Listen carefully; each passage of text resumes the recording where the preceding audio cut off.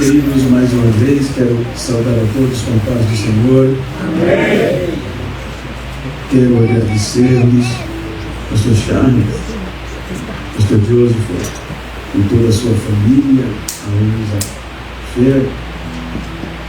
Muito obrigado pelo privilégio de estar entre vós. Agradecendo a todos os amigos que estudaram, a revista Douglas, as missionárias. Que Deus recompense o carinho dispensado em mim, em nome de Jesus.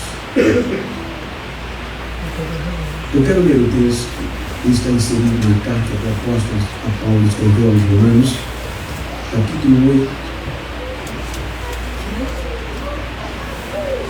versículo 35, para usar o contexto. Está escrito, Romanos 8, 35.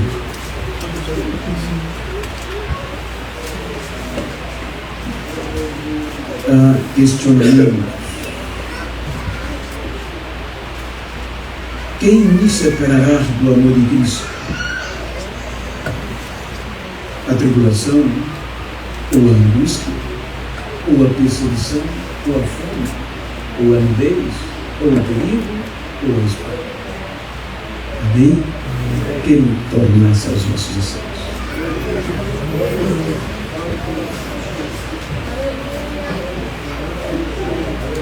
Queridos,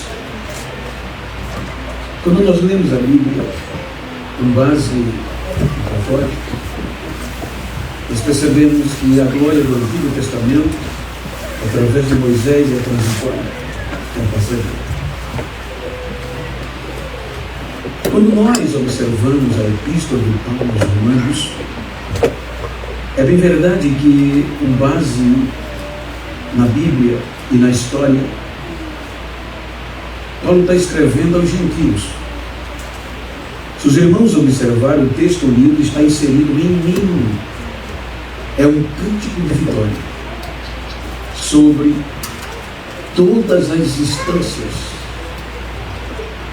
para que pudéssemos, como gentios, gozar deste privilégio da glória de Deus com o rosto descoberto. Quando nós analisamos o contexto, os irmãos vão perceber, com base em Atos 18, para lermos, eu quero que ponham para nós lermos, para entendermos, para que os irmãos acompanhem, porque presta atenção que eu estou falando dentro de um contexto. Quando nós lemos Atos 18, para entender que, segundo alguns historiadores, pesquisadores, esta carta foi dirigida em um período dos gentios. Atos 18, versículo 2 a 10, nos diz que o imperador Cláudio deu uma ordem para que todos os judeus deixassem Roma. E a história diz que isso aconteceu por volta dos anos 49 depois de Cristo. Então, partindo do pressuposto que o Evangelho de Cristo chegou a Roma por meio da diáspora dos judeus, depois do dia do Pentecostes, e agora eles estabeleceram uma igreja não como nós, mas uma igreja composta de muitos escravos, pois a escravidão era muito forte, o império era impositivo, eles não tinham a liberdade de cultuar livremente como nós.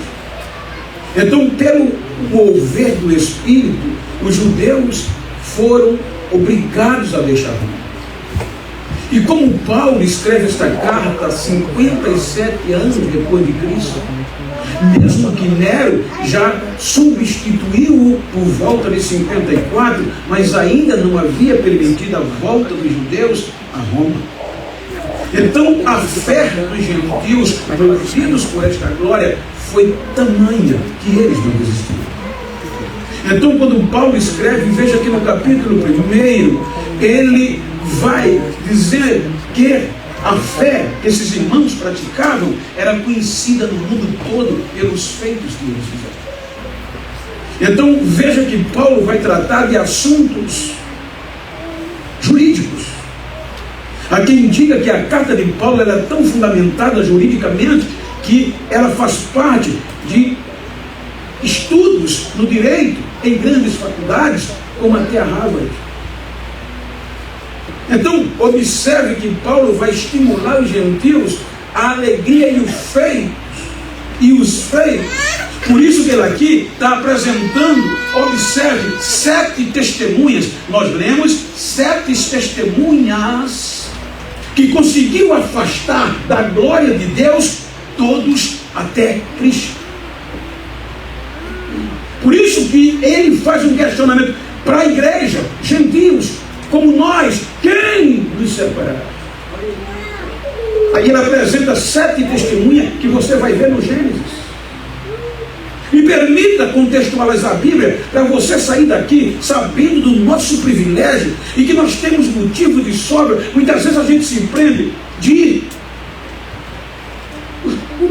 extravasar o que está dentro de nós. Porque a Bíblia nos diz que antes de nós, quem tinha esta função de viver a glória de Deus eram os anjos. Porque quando Deus criou o planeta Terra e o céu, Ele cria a Terra com um objetivo, para ser adorado. Para que em todo o tempo, tudo que tem fôlego de vida na Terra, adorasse o seu nome. Então, observe que quando Deus abre um leque na eternidade para Ezequiel e Isaías, Ezequiel vai nos dizer que havia um sumo sacerdote, digamos assim, que conseguia capturar no coração as glórias que os anjos, através do louvor, produziam na terra e levavam a Deus. Ezequiel capítulo 28, versículo 13, é complicado, mas por isso que precisamos ler, para não achar que eu estou inventando. Ezequiel capítulo 28, versículo 13, 14 e assim por diante. O que é que diz a Bíblia? Guarde isso. Está falando acerca de Lúcifer. Tu estava no Éden. Veja que havia um lugar chamado Éden, Jardim de Deus, aonde, entendeu? Ezequiel 28, versículo 13. Fica ligado, que eu só prego Bíblia, não posso sair disso não.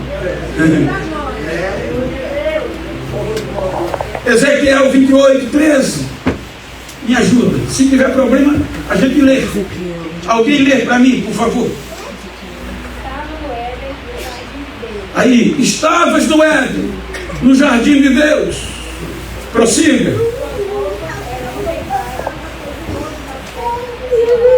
As roupas eram enfeitadas com todas as pedras preciosas. Versículo 14.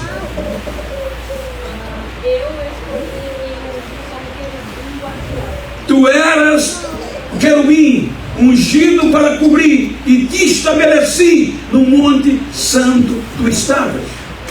Então só Lúcifer tinha o privilégio de comparecer na face de Deus. E segundo, teologicamente falando, ele era perfeito desde o dia que foi criado. Então no seu coração ele levava esta adoração de baixo para cima, e diante de Deus abria o seu coração que os anjos tinham produzido na terra, e aquela adoração magnificava a Deus. Tu és santo, tu és digno, tu és maravilhoso, tu és glorioso.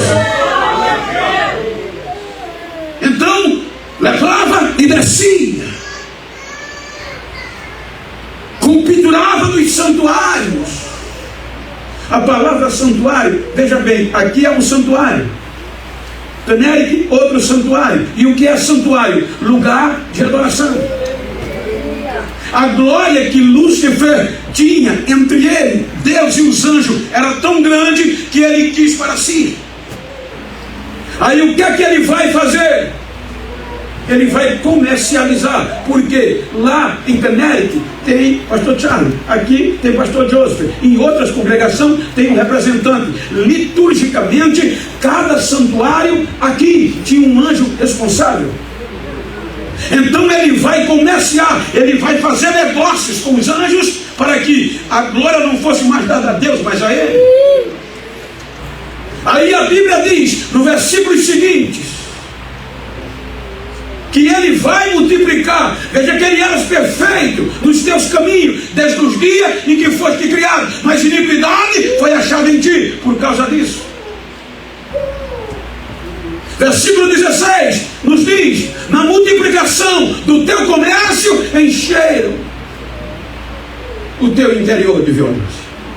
Ele começou a multiplicar. Comércio fala de negociação. Ele chegou lá em Connecticut e disse ao presidente: olha, tu és responsável, me adora, presta adoração a mim e não a ele mais. E ele conseguiu, pela multiplicação, vai para outro, vai multiplicando, e ele consegue convencer uma terça parte, de 33% dos anos. Aí o versículo 18 diz: pela multiplicação da tua iniquidade, pela injustiça do teu comércio. Veja que era injusto. Profanasse os teus, plural, santuários, lugar de adoração. Está no plural, não foi só uma terça parte, ele conseguiu contaminar. Aí quando ele conseguiu uma terça parte, ele disse: eu já tenho couro, e agora eu não vou mais ser cego, eu vou ser igual a ele. A glória que ele tem eu vou ter. Aí Isaías capítulo 14, olha para mim, Isaías capítulo 14, versículo 13 e versículo 14, aí você vai ver o que é que ele agora não vai mais subir com a adoração, com a glória que a terra levava a Deus. Agora ele vai subir. Isaías capítulo 14, versículo 13 e 14. Vamos ler, quem achou ler? Glória.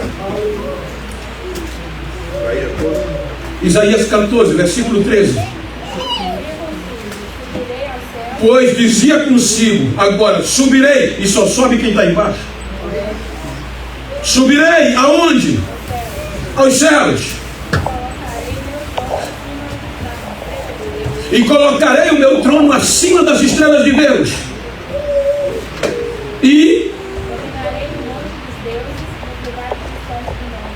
serei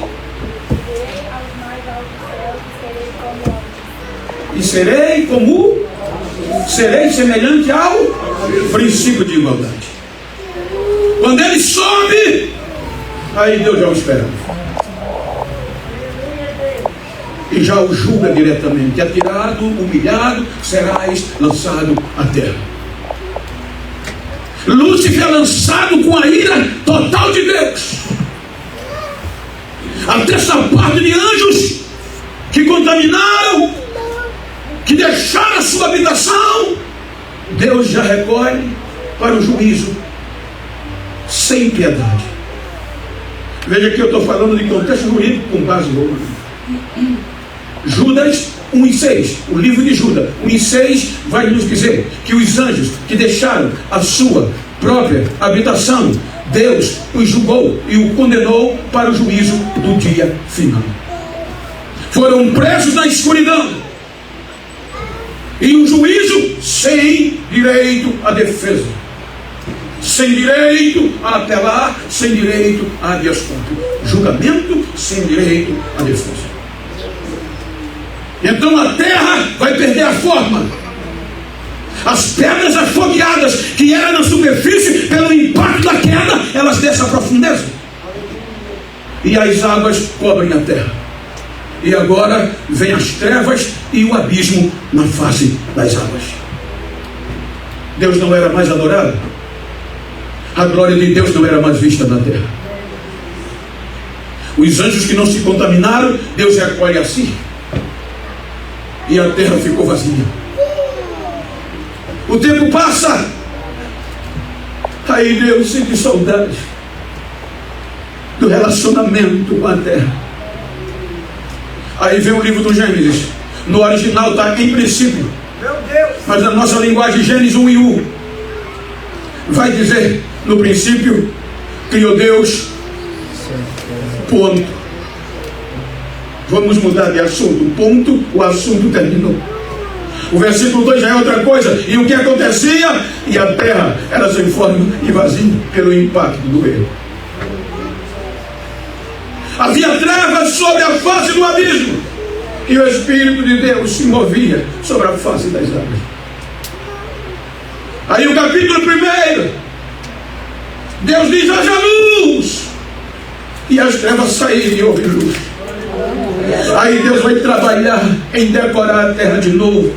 Faz separação, que as águas saiam, as águas se juntem em um só lugar. Deus diz: mares, a terra, porção seca, terra. Aí Deus vai enfeitar, vai decorar a terra para criar um adorador. Aí o capítulo 2 diz que Deus faz uma reunião, partindo do pressuposto plural: façamos o homem a nossa imagem e semelhança. E como fazer o homem, gente? Aí o Espírito Santo diz: eu vou formá-lo. Jó, o livro de Jó, quando Eliú dá o seu discurso, capítulo 3, 34, capítulo 33, versículo 4, o livro de Jó. Jó 33, versículo 4. Veja que eu estou falando de Bíblia, para você não achar que eu estou falando de coisas alheias. Jó, capítulo 33, versículo 4. O que é que diz? O Espírito, aí, o Espírito de Deus, Samuca, me fez, ponto. Aí o Espírito é quem forma, o Espírito é quem faz. O Espírito desce, pega a porção que antes estava nas trevas, que antes estava à beira do abismo, a terra, ele pega da terra e vai formar o homem. E vai formar o homem com as artérias. Pelo texto, foi ele que nos deu essa forma, semelhança de Deus. Ele diz a alguns historiadores que ele nos formou de uma forma tão bela que disse: eu vou morar dentro dele.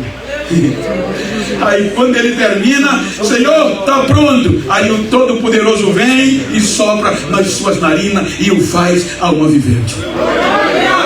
Aí olha o que é que o escritor aos Hebreus diz. Hebreus capítulo 2, versículo 6, versículo 7. O escritor aos Hebreus diz o seguinte: Hebreus capítulo 2, versículo 6 e versículo 7. Não sei se o computador vai acompanhar, mas quem quer ler, lê comigo, por favor. Hebreus 2, 6 e 7.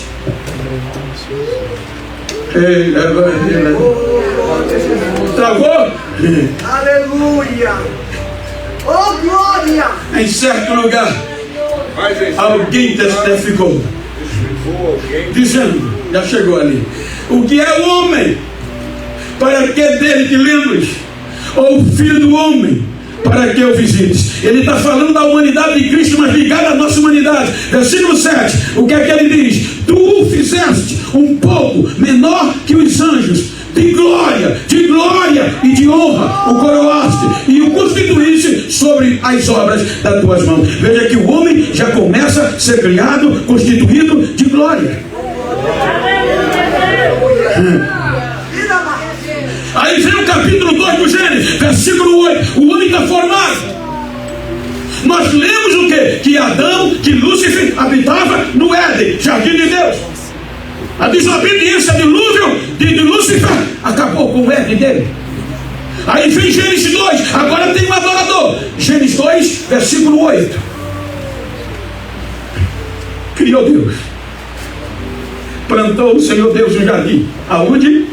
No Éden, ao lado do Oriente, e pôs ali o homem que tinha formado. Aí agora tem um adorador. Agora todo dia tinha culto. Toda virada do dia Deus descia, a glória de Deus enchia o jardim e o homem o adorava. Aí vem o capítulo 3. Aí já é o casal. Qual foi o pecado? Qual foi o crime de Lúcifer? Princípio de igualdade. Aí no capítulo 3, versículo 1, ele entra no jardim e vai dialogar com Eva. E olha a primeira pergunta que ele faz: foi assim que Deus falou? Gênesis 3:1. Que vocês não podem comer das árvores do jardim? Aí Eva diz: não. Ele disse que de toda árvore do jardim, porém a serpente era mais astuta dos animais. E ela vem dizer, e disse a mulher: é assim que Deus disse, não comerás de toda árvore do jardim. Versículo 2, a mulher diz o quê? E disse a mulher à serpente: do fruto da árvore do jardim comeremos. Em síntese, menos da árvore do conhecimento do bem e do mal que está no meio do jardim. Aí Lúcifer, no contexto, vai dizer: não, porque Deus disse que no dia que nós comermos, morreremos. Separação da glória com ele. Aí Lúcifer diz: não, Deus está enganando vocês, porque ele sabe que no dia que vocês comerem, vão ser iguais, semelhantes a ele, conhecendo o bem e do mal. Ele lança o princípio de igualdade, que o derrubou da presença de Deus, da glória de Deus, e some. Aí quando ele some, com esta proposta, a mente de Eva vai entrar em desespero. E aqui aparecem as 7 testemunhas de Romanos. O fruto é proibido. Tudo que é proibido é perigoso. Aí o perigo entra. O perigo está ali no meio. E a partir daqui o perigo traz a perseguição. A mulher vai ser perseguida dia, porque isto não foi de uma hora para outra, levou tempo. Ela vai sendo perseguida pelo desejo, pela proposta de igualdade. Aí a perseguição traz a tribulação, ela vai ser atribulada. A tribulação traz a angústia, e a angústia desespera e faz ela dialogar com Adão. E a angústia traz a fome. Então ela diz a Adão, ela diz: filho, e ele disse que nós não vamos morrer. E a fome, eles vão lá e comem. E a fome traz a nudez. Meu Deus. Aí, na nudez, aí Deus vem para o culto. Porque a nudez expulsa o homem, o adorador da igreja do Éden. E ele se esconde detrás das árvores. Porque todo dia eles ouviam as pisadas de Deus e já adoravam. Agora a nudez veio e eles se esconderam. Aí Deus, olha, que é jurídico. Pelo princípio da onisciência, Deus sabe tudo antes que aconteça. Se a gente disser que Deus não sabia, a gente tira o atributo de Deus. Mas olha que Deus aqui vai dar o que não deu os anjos: o princípio direito do processo legal, o divino processo legal. Quer dizer, eu não posso ser julgado nem condenado sem instaurar um processo de defesa em meu favor. Os anjos não tiveram, mas o homem foi criado um pouco menor. Aí como Deus vem: cadê você, Adão? Como quem não sabe. Mas era instituir o direito, devido processo legal. Vou dar o direito de ele se defender. Aí aonde você está? O culto, a igreja estava vazia. Aí ele diz: estou escondido. Meu Deus. Mas por que você está escondido? Estou nu. Por que você está nu? Porventura comeu da árvore que eu disse para não comer? Ele não se justifica, ele transfere a culpa. Aí Deus vai para a mulher não assume, vai para a serpente. Aí as 7 testemunhas vêm, e a espada entra, a morte, separação da glória de Deus. As testemunhas dizem culpados, porque as testemunhas de um processo jurídico não pertencem às partes, pertence ao juiz. Aí diante de Deus, essas 7 testemunhas dizem culpados. Aí a espada vem. Meu Deus. Aí Paulo diz, capítulo 5, os Romanos, versículo 12, que pelo homem entrou o pecado, e o pecado trouxe a morte, e a morte vai passar a todos os homens, porque todos vieram a pecar. Aí Paulo diz que destituído, afastado, foi o ser humano da glória de Deus. aquele homem que foi coroado, aquele ser que foi coroado com a glória de Deus para se relacionar com Ele, agora está destituído. Deus fecha a igreja, o Éden de Adão. O único lugar da manifestação da glória de Deus na terra foi fechado. Uma espada de fogo vai proteger os querubins para o homem não entrar mais. Destituídos. Vem o capítulo 6 do Gênesis. Primeira audiência, o homem foi destituído da glória. Capítulo 6 do Gênesis. Se você olhar do Meramanjuia, Adão viveu tantos anos, gerou a Sete, viveu tantos anos, 1500 e poucos anos, um século e meio, daqui para o capítulo 6. Capítulo 6, o pecado abundou, o pecado aumentou. Aí o inferno, a morte e o pecado vai pedir a Deus no julgamento final que o pecado vencia e a morte vencia, e o homem não tinha como mais voltar a sentir a glória de Deus. Aí Deus desce para atender a petição. Aí quando Deus desce, ele vê que a intenção do coração do homem era mal. Aí Deus disse: eu me arrependi de tê-los criado, eu vou acabar com tudo, vou destruí-los.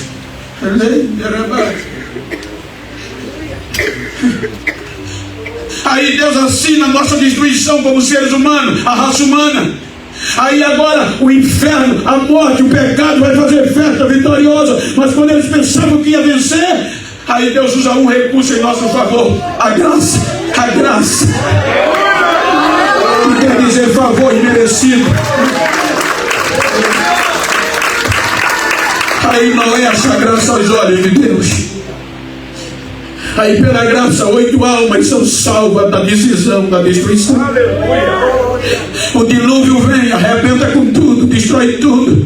Mas 8 almas agora estão flutuando. Veja que as águas voltam ao original. A terra é coberta de água de novo, o mais alto monte. Mas a diferença é que no processo entre Lúcifer e o ser humano e Adão havia treva, havia abismo. Agora pela graça as águas voltam a dominar de novo, mas não tinha mais treva, não tinha mais abismo entre o céu e entre a terra, porque havia um barco sem remo, sem motor, sem leme, sem piloto, mas no controle do Senhor de toda a terra. E naquela arca tinha 8 adoradores, e aonde tinha adorador, as trevas não prevalecem. Aonde tinha adorador, tinha a glória, o abismo não é. Aleluia. Aí o dilúvio passa. Aí Deus tira Noé e sua família da arca e diz: encham a terra, proliferem, multipliquem-se, porque a terra tem que viver a glória de Deus. Recomeça. Mas o capítulo 11 vem o desastre. Essa geração esquece de Deus e vai criar uma cidade para se proteger de Deus.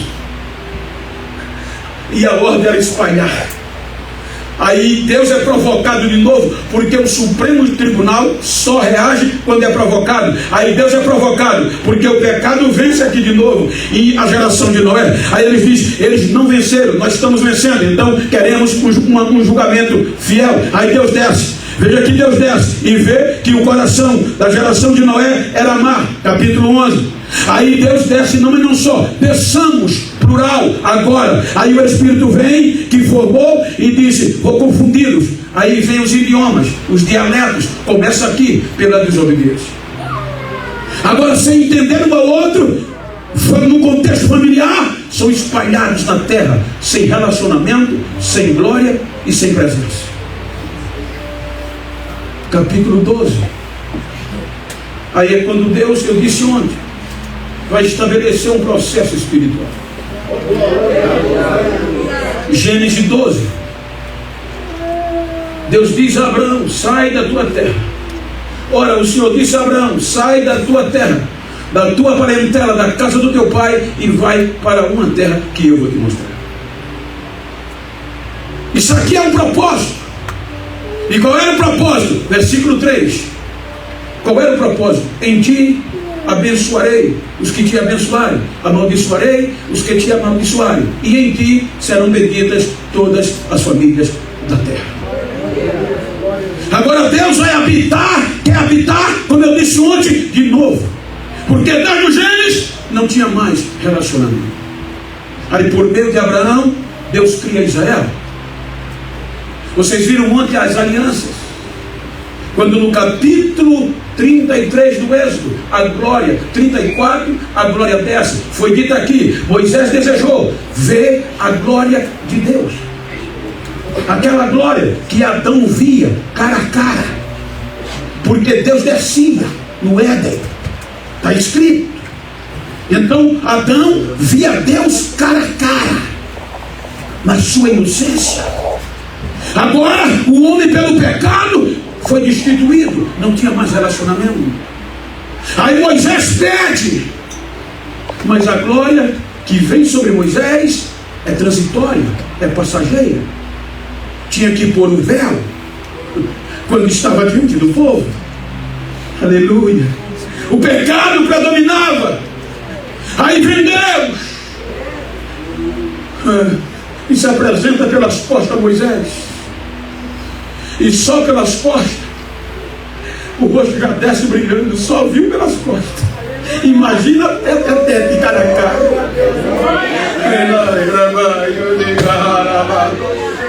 Aí vem o tempo. Agora Deus é adorado.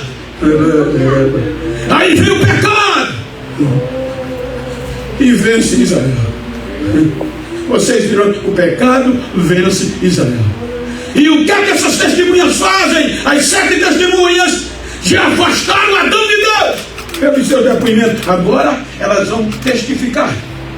Deus insiste, mas termina o Velho Testamento com um juízo. Porque Paulo, Romanos 5,14, ele diz que a morte reinou desde Adão até Moisés. Veja que a morte mandava e reina desde Adão até quando ela entrou, até agora. A Moisés, que quer dizer a lei, não foram suficientes para dar direito a todos do Antigo Testamento para ver a glória de Deus. Aí veja que o último livro, Malaquias, do Velho Testamento, termina com um juízo proclamado. Malaquias capítulo 4, versículo 1.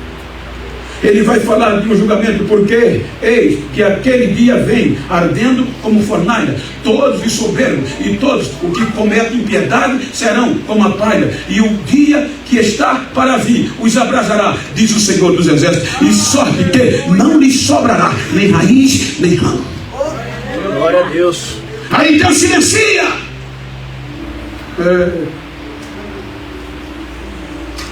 As testemunhas vão ser convocadas. Aí João, no Apocalipse capítulo 4, Jesus vai mostrar isso a ele. João vê o quê? Um trono para o juízo. No capítulo 5, ele diz que a audiência começou. E quem é que é convocado para a audiência? Porque agora a morte, o inferno e o pecado pede o último juízo. Era para a nossa história, mais uma vez, terminar aqui o juízo final. Porque todos foram afastados de Deus.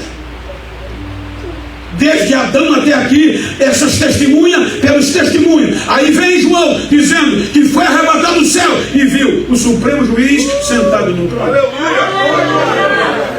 De um lado, essas 7 testemunhas de acusação. De outro lado, a acusação. E como réus, a humanidade.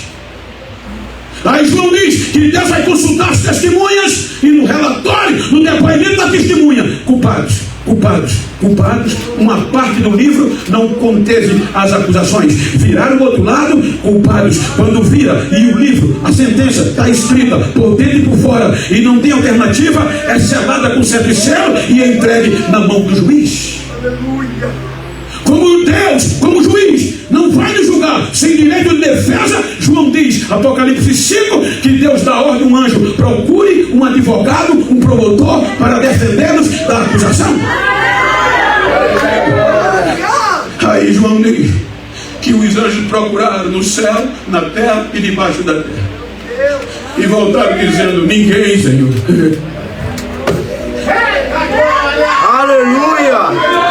Ninguém quis aceitar o processo. Glória a Jesus. Não há meios de absolvê-los. Aleluia. Nem no céu, nem na terra, nem debaixo da terra, ninguém foi achado digno de tomar o livro, nem sequer de olhar para ele. A nossa culpa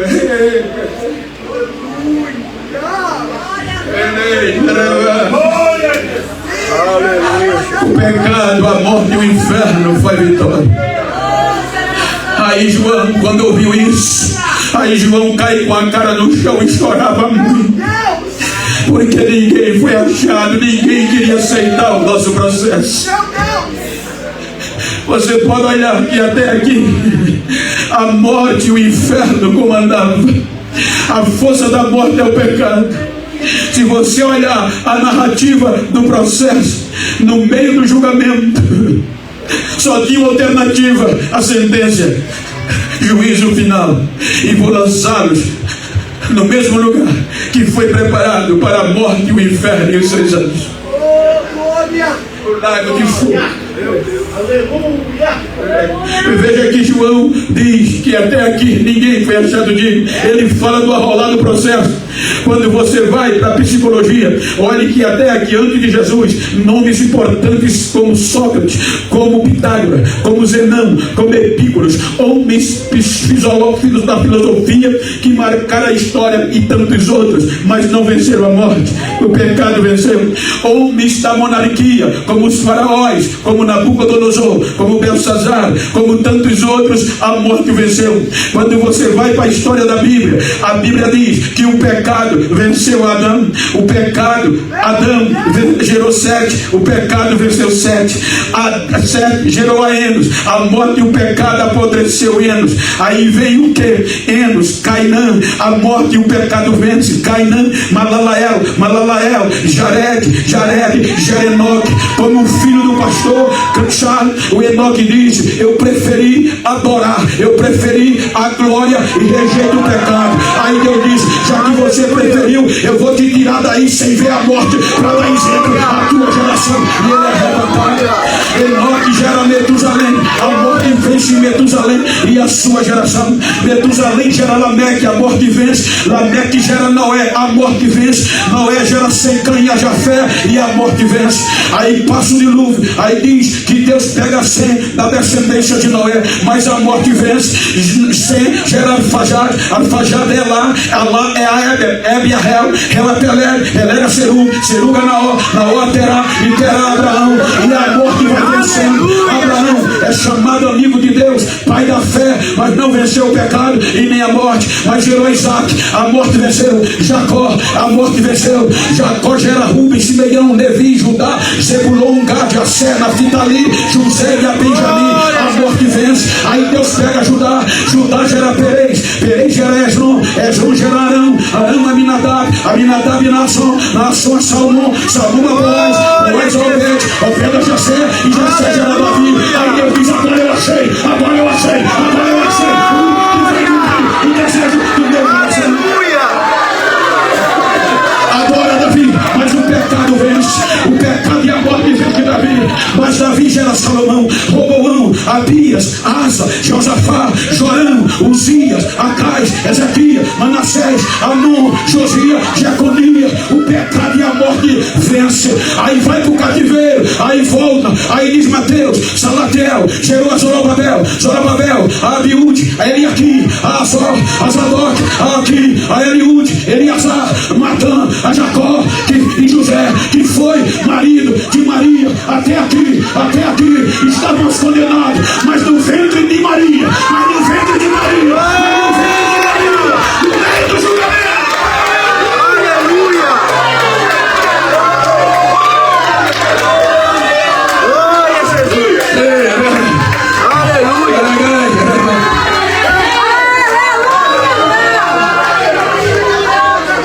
Quando ninguém quis aceitar o processo, aí um C entra no julgamento. Só tinha uma alternativa. Filipenses capítulo 2 você vai encontrar. O juiz anular, carimbar a nosso fim e sermos jogados pelos testemunhos de culpado das 7 testemunhas que afastaram Adão, Noé e a geração de Israel de Deus, jogados do lado de fogo. Aí no meio do julgamento uma voz entra, não sei, meritíssimo, eu aceito o processo para defendê-los. O meritíssimo ora e diz aceito. Aí a acusação protesta. O pecado, a morte e o inferno diz meritíssimo, ele não pode. Ele é impedido de aceitar o processo. O meritíssimo questiona com qual alegação. Eles dizem as prerrogativas que ele tem o impedem. Quais são as prerrogativas? Ele é o alfa, ele é o ômega, Glória a Jesus. é Pai da eternidade, é príncipe da paz. Todas as coisas foram feitas por ele, sem ele nada do que foi feito se fez. Aleluia. Aí o meritíssimo diz, tem razão, pelas suas prerrogativas você está impedido de advogar. Quem faria isso? É por isso que a Bíblia diz que ele nos amou quando nós ainda éramos pecadores. Ele diz, meritíssimo, eu vou abrir mão das minhas prerrogativas, eu vou me despir da minha glória, eu vou abrir mão do direito de ser tudo isso, de todos esses títulos que eu sou. Eu vou me humilhar, meritíssimo, eu vou me tornar um deles, eu vou descer, mas eu vou justificar, eu vou advogar. Aleluia.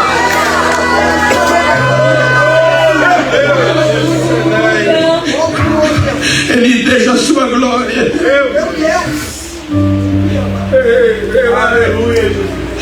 Ele vai tomar a forma de homem, ser sujeito às mesmas paixões, os mesmos desejos. Aí Paulo, escrevendo aos Gálatas, diz que cumprindo a plenitude dos tempos, Deus enviou o seu Filho. É por isso que no capítulo 8, versículo 31, você vai ver, versículo 32, que Deus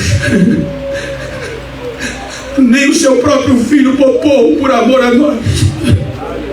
Ele o envia, nascido de mulher, debaixo da lei, para resgatar os que já estavam condenados pela lei. Ele passa 90% da sua vida, 30 anos, se preparando para o processo. Com 30 anos, ele debruça sobre o processo para nos absolver. Quando ele entra no processo, primeira testemunha que vem, a fome. Porque até aqui, todos que vinham se batizar por João Batista, João Batista olhava e dizia: víbora, víbora, víbora, cobra venenosa. Mas quando ele vai começar o processo, João Batista para. Vai chegando alguém e ele começa a ficar anestesiado e gritar: atenção, atenção, eis o Cordeiro de Deus.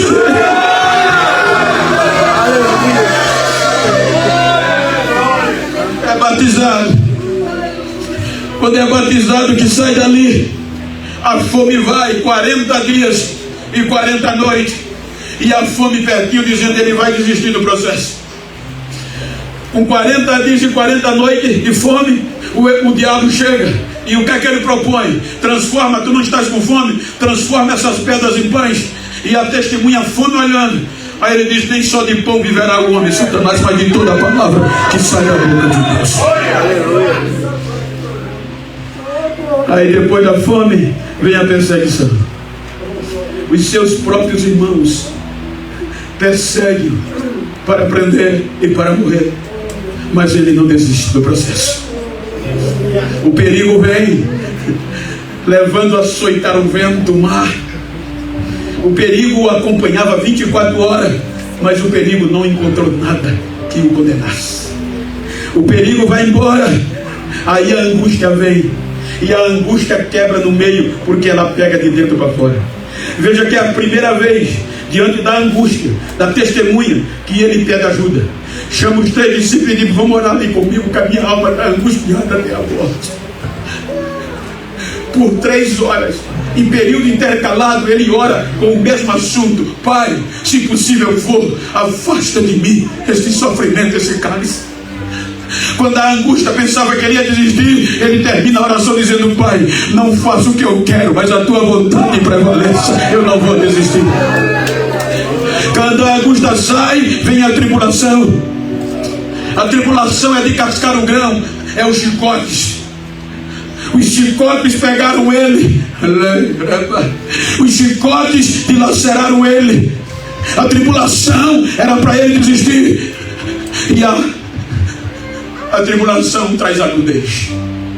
Quando a gente assiste filme, quando a gente lê revista, tem uma fralda, uma veste íntima cobrindo as suas partes íntimas. Eu fiz curso em Jerusalém e os nativos dizem que ele ficou nu, que era o ápice da vergonha. Por isso que Paulo diz: ele suportou o opróbrio, que é o mais alto nível da vergonha. Ele se tornou nu, era a pior vergonha para um homem judeu, mas a nudez não fez ele desistir.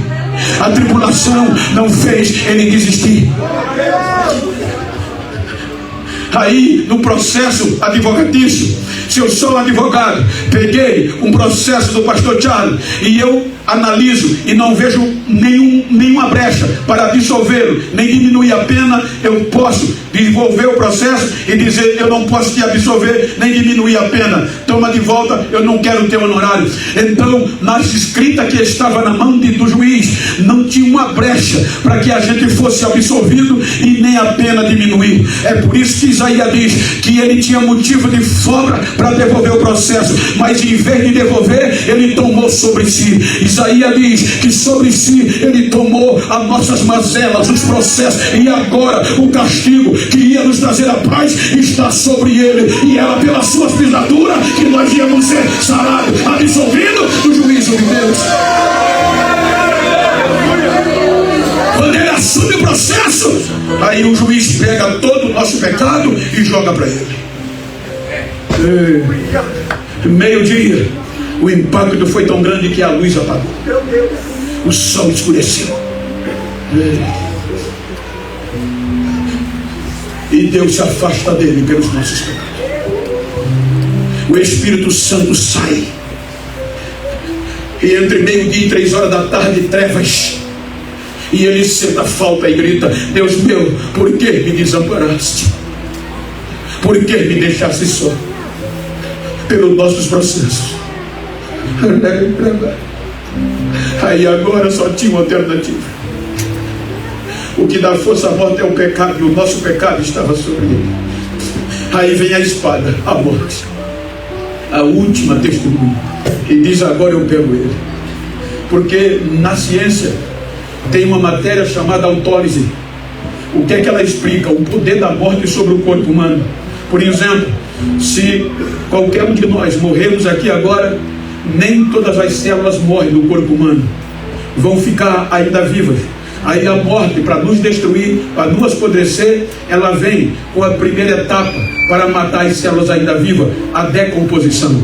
A decomposição vem, olha o corpo, encontrou mentira, encontrou pecado, encontrou engano, ela entra. Quando ela entra, ela vai esfriar o sangue, matar, esfriando o sangue, ela mata as células que sobrevivem. Depois que ela mata, esfria o sangue, a pele vai ficar pálida.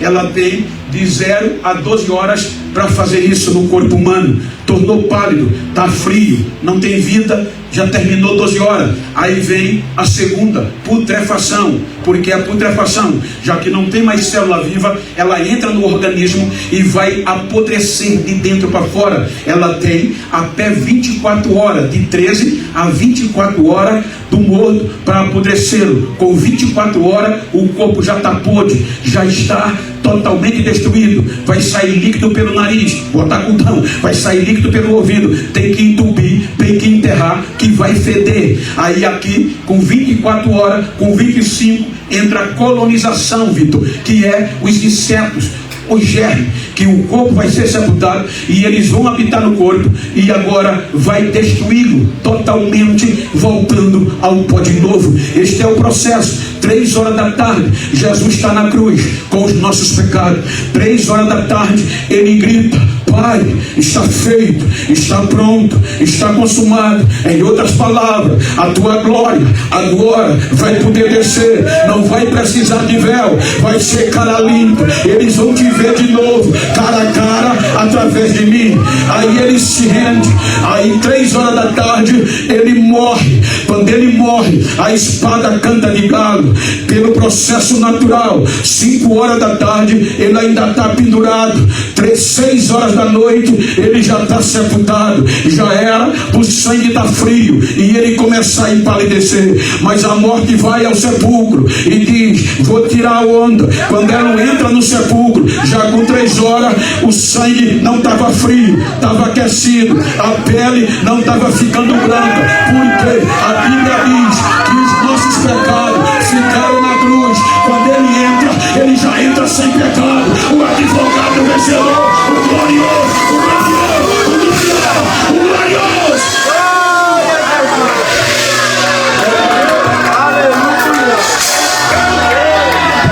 Aí a morte diz: vou esperar 12 horas, que é o processo natural da decomposição.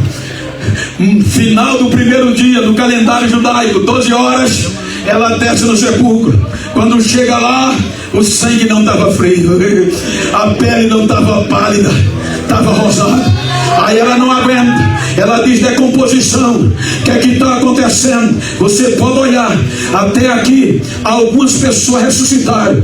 O homem que Eliseu caiu no lugar, ressuscitou, mas já estava o osso, a morte venceu. Lázaro ressuscitou, mas já estava podre, a morte venceu. Por isso que ele é a primícia dos que dormem, é o primeiro que isso acontece.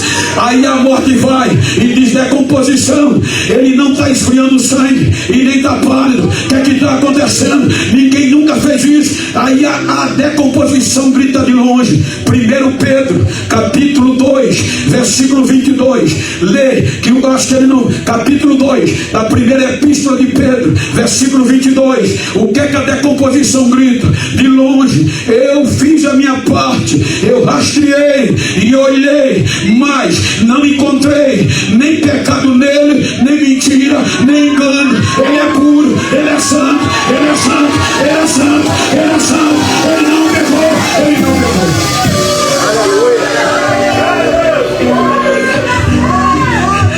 Segundo dia, ela procura, vai lá. Sem a decomposição, a putrefação não vem. Sem a putrefação, a colonização não vem. Manhã do terceiro dia, quando a morte vai olhar, o corpo está rosado, o sangue está aquecido. Aí ela grita pelo pecado: pecado, você é o meu penhor, é a minha força. Mas já fazem 3 dias e ele está do mesmo jeito. O que é que está acontecendo? O pecado grita. Hebreus 4:15. Em tudo eu tentei, mas em nada ele pecou. Ele venceu, ele venceu, ele venceu, ele venceu, ele venceu, ele venceu.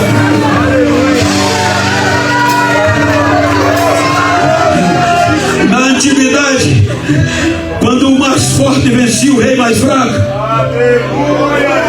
ele descia nos derrotados, tomava os despojos, tudo que ele tinha, pegava a coroa do vencido e levantava. Quando ele levantava a coroa, o mensageiro já preparava o cavalo para voltar para a cidade e já vinha gritando: o nosso rei venceu, o nosso rei venceu. Para quê? Para que a cidade já se preparasse para recebê-lo. Por mais largo que fosse o portal da cidade, por mais alto, não ia conter a glória da honra, da vitória.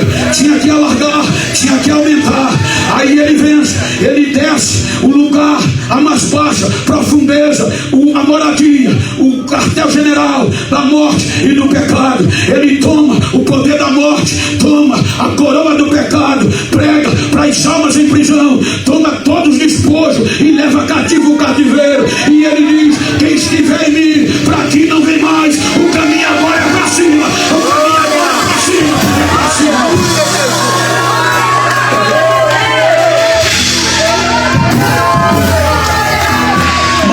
terceiro dia, as mulheres crentes do ciclo de oração, as missionárias, o comércio de Israel fecha às 6 horas da noite da sexta-feira e só abre 6 da noite do sábado. Aí agora, amedrontadas, de madrugada vão no comércio e preocupadas: não, vamos comprar um bálsamo para o corpo dele não apodrecer tão fácil. Vão para o sepulcro, quando abaixam não tem mais ninguém, só os lençóis. O desespero bate, 2 anjos chegam: mulheres, por que estão chorando? Porque roubaram o corpo do nosso Senhor e não sabemos onde puseram. Os anjos dizem: não roubaram coisa nenhuma. Lembra que ele disse que no terceiro dia ia voltar, ia vencer? Ele não estará aqui, ele já ressuscitou, ele está vivo de novo. Ei crente, chacoalha esse crente que está ao teu lado aí, balança ele, acorda ele e diga: eu não quero saber. Diga: eu não quero saber em qual situação você chegou aqui. Eu vi uma notícia, levanta a cabeça, ele está vivo, ele está vivo, ele está vivo, ele está vivo. Levanta a cabeça, levanta a cabeça.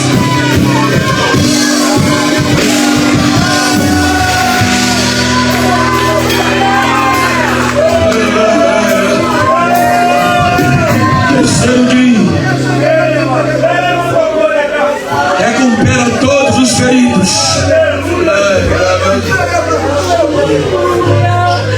10 dias depois, vai voltar para o céu. O Supremo Juiz vai recomeçar o julgamento. O mensageiro já vai gritando a profecia: levantai a cabeça, ó portais eternos, alargai portal da eternidade, que o vencedor vai entrar, o guerreiro, o Senhor da glória. E quem é esse? O Senhor da glória é o guerreiro poderoso na vitória. Ali vai entrar, é o Senhor da glória. Ele vai entrar, ele vai chegar ao julgamento. As 7 testemunhas chegam. Nós, como réus, estamos presentes, mas a acusação não vem mais. Nem a morte, nem o inferno, nem o pecado, porque já não tinha argumento contra nós. Já foram vencidos. Aleluia, Jesus. Aí o juiz vai interrogar as 7 testemunhas. Tribulação, qual é o seu depoimento? A tribulação diz inocente, ele diz. Perseguição, inocente. Perigo, inocente, ele diz. Fome, meritismo, inocente. Nudez, inocente. Espada, inocente. Quando um anjo viu isso, não aguentou, porque João ainda chorava. Aí o anjo sai correndo, dizendo: João, e gritando bem alto: para de chorar, João.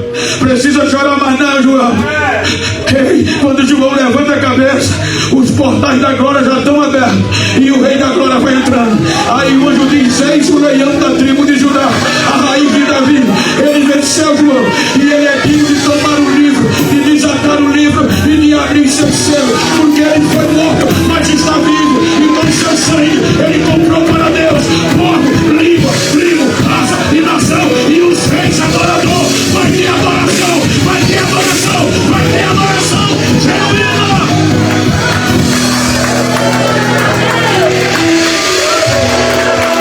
Fizeram um cântico novo.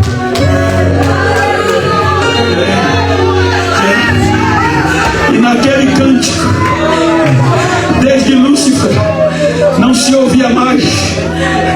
Aí João diz que agora a glória toma conta de quem está no céu, de quem está na terra, de quem está debaixo da terra, de quem está no mar e de tudo quanto há no universo. E começaram a cantar um novo cântico, dizendo: digno é o que está sentado sobre o trono, digno é o Cordeiro que foi morto e reviveu. Ele é digno de honra, de glória, de domínio, de majestade, de louvor, de adoração. E os anjos diziam: amém, amém, amém.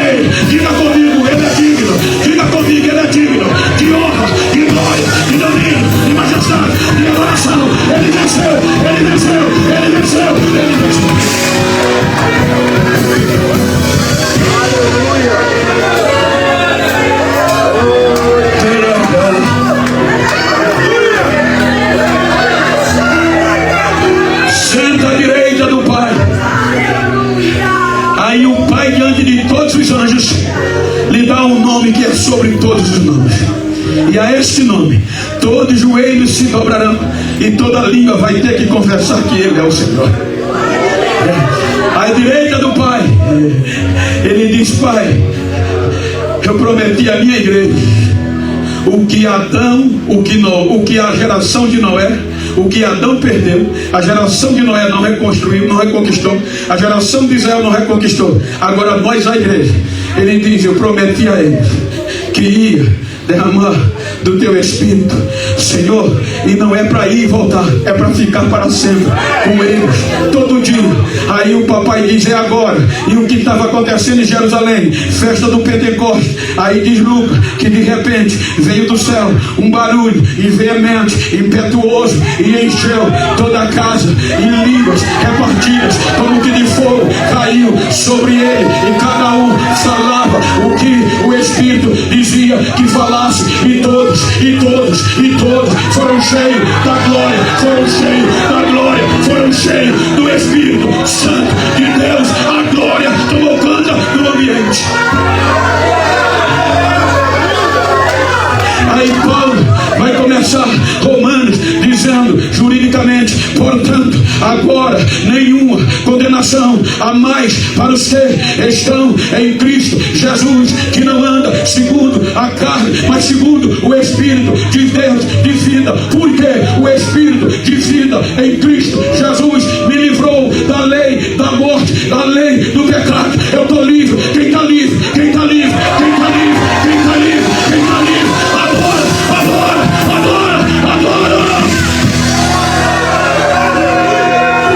Glória a Deus.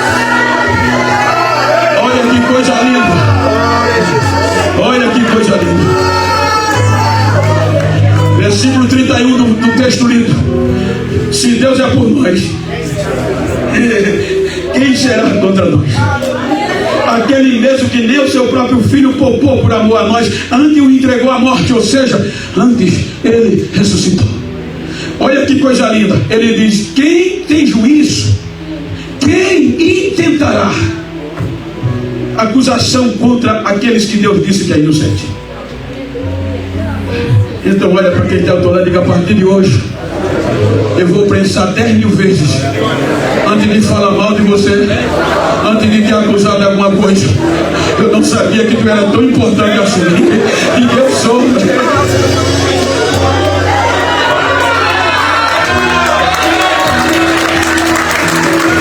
Aí agora ele tira onda. Agora ele tira onda. Ele diz: quem vai nos separar desta glória a partir daí? Quem nos separará do amor de Deus que está em Cristo Jesus? A tribulação, a angústia, a perseguição, a fome, o perigo, a nudez, a tribulação, a espada? Não, eu estou certo que, ou seja, somos entregues à morte todo dia por amor a Ti, mas estou certo que em todas essas coisas somos mais que vencedores, porque nem a morte, nem a vida, nem o porvir, nem o futuro, nem os anjos, nem os principados, nem as potestades, nem a altura, nem a profundeza, ou nenhuma outra criatura vai nos separar do amor de Deus que está em Cristo Jesus, nosso Senhor. Nada vai separar a igreja dessa glória. A glória é permanente. A de Moisés era passageira, mas agora é permanente, é permanente, é permanente, é permanente, é permanente.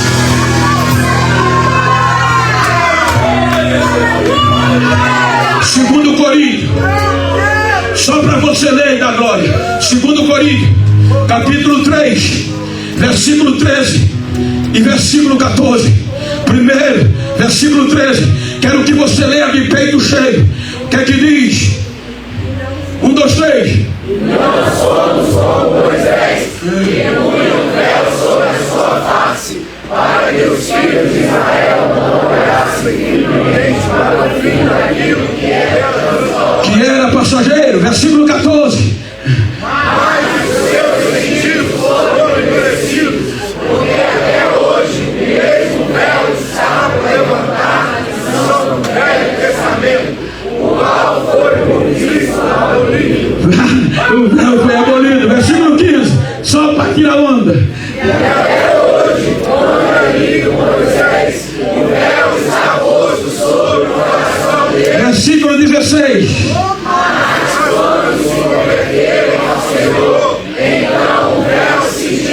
Versículo 17.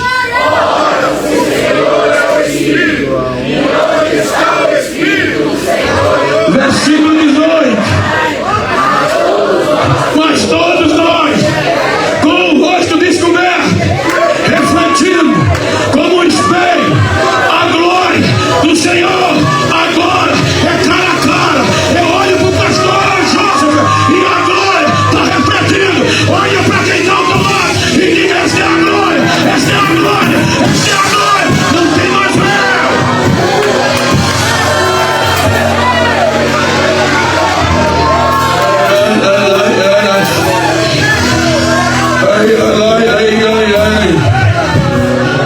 Aí Paulo vai tirar onda e ele nos dá o sentido. E na igreja de Corinto, quando diziam que a glória acabou, não existia e não ia ter ressurreição, aí ele tira onda e vai dizendo aos irmãos, na primeira carta, capítulo 15, ele vai dizer, no meu entendimento, que antes da trombeta tocar, a gente vai ser transformado quando a trombeta tocar, e vamos subir cantando um corinho de vitória. E qual é o corinho? É subindo e tirando onda, dizendo: ó morte, onde está o teu aguilhão? Ó inferno, onde está a tua vitória? O aguilhão da morte é o pecado, e a força do pecado é a lei. Mas graças a Deus por Jesus Cristo, que nos deu a vitória, a vitória. Portanto, meus amados irmãos, firme e constante na obra do Senhor, há uma recompensa, há um galardão. Ele vem, ele vem, ele vem, ele vem, ele vem, ele vem, ele vem.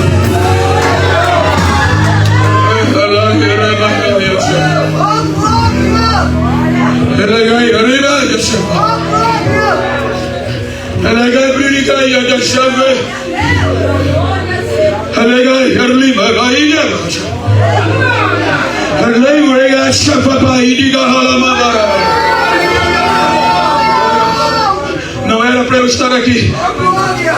Me ofereceram muito dinheiro para eu não estar aqui. Quanto é que vão te pagar lá? Eu digo: não sei, não vou com dinheiro.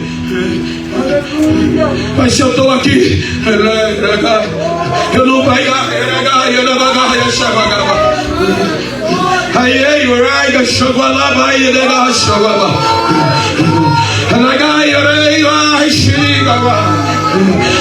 Minha igreja,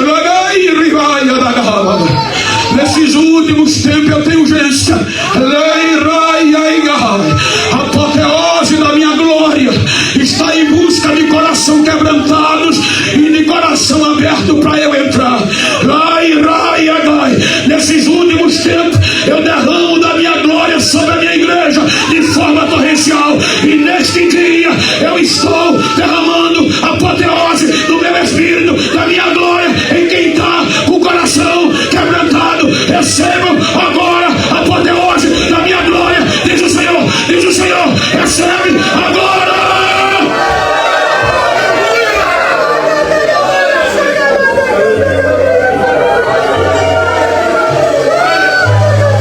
Fica de pé, por favor, se você pode.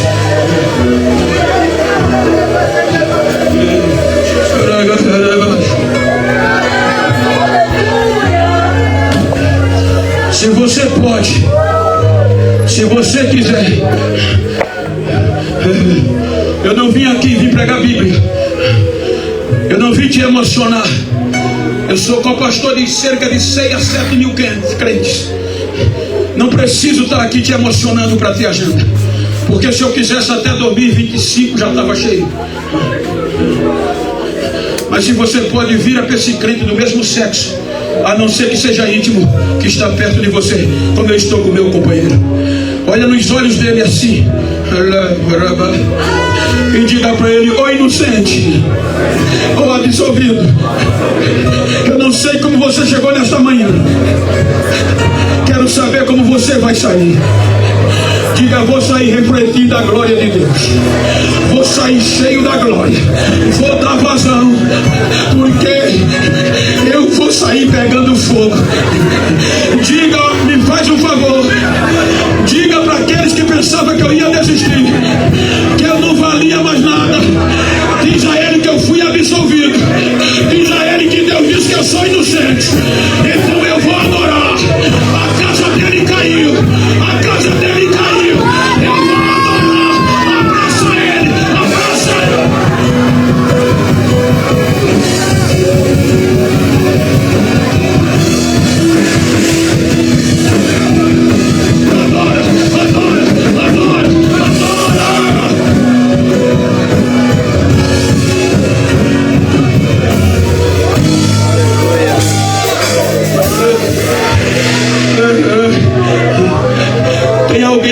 lado que quer retornar para a casa de Deus? Tem alguém não crente de nós que quer tomar a decisão? Se tiver, vem aqui esta manhã.